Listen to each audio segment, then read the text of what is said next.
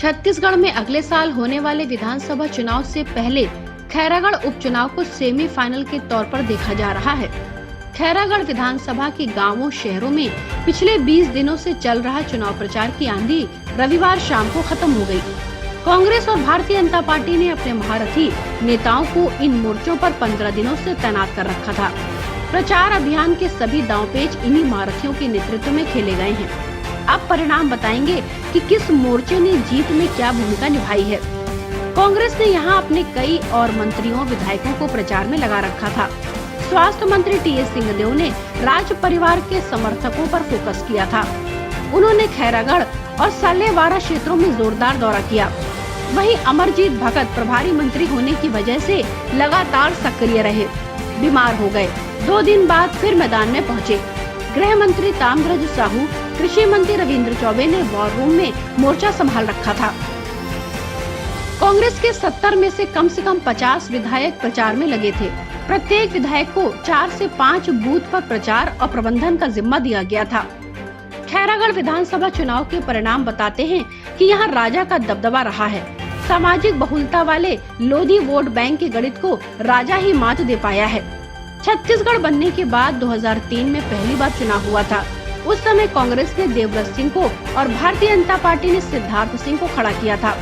देवव्रत सिंह ने इस चुनाव में 17,907 मतों के अंतर से यह चुनाव जीता था। 2007 में उपचुनाव हुआ तो भारतीय जनता पार्टी की कोमल जंघेल ने देवव्रत सिंह की तत्कालीन पत्नी पद्मा सिंह को हरा दिया। 2008 में कांग्रेस ने राज परिवार को टिकट न देकर लोधी समाज के मोतीलाल जंघेल को उतारा।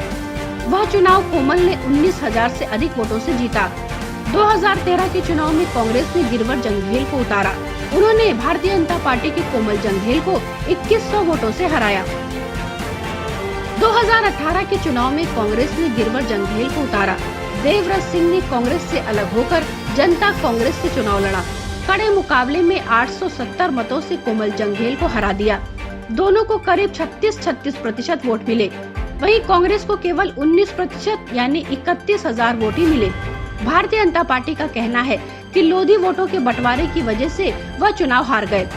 आंकड़ों के मुताबिक गंडई क्षेत्र में देवव्रत सिंह को कुछ वोटों की बढ़त मिल गई थी, जो अंततः जीत में बदली।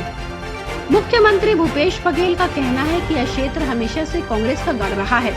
यह चुनाव फिर साबित करेगा कि यहाँ की जनता कांग्रेस पर ही भरोसा करती है। मतदान 12 अप्रैल को होगा, मतगणना 16 अप्रैल को होगी। यहाँ 2,11,540 मतदाता और 291 मतदान केंद्र हैं।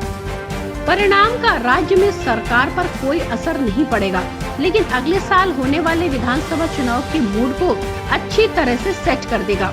90 सदस्यीय छत्तीसगढ़ विधानसभा में कांग्रेस के पास 70, भारतीय जनता पार्टी के पास 14 और JCCJ के 3 और बहुजन समाज पार्टी के 2 विधायक हैं।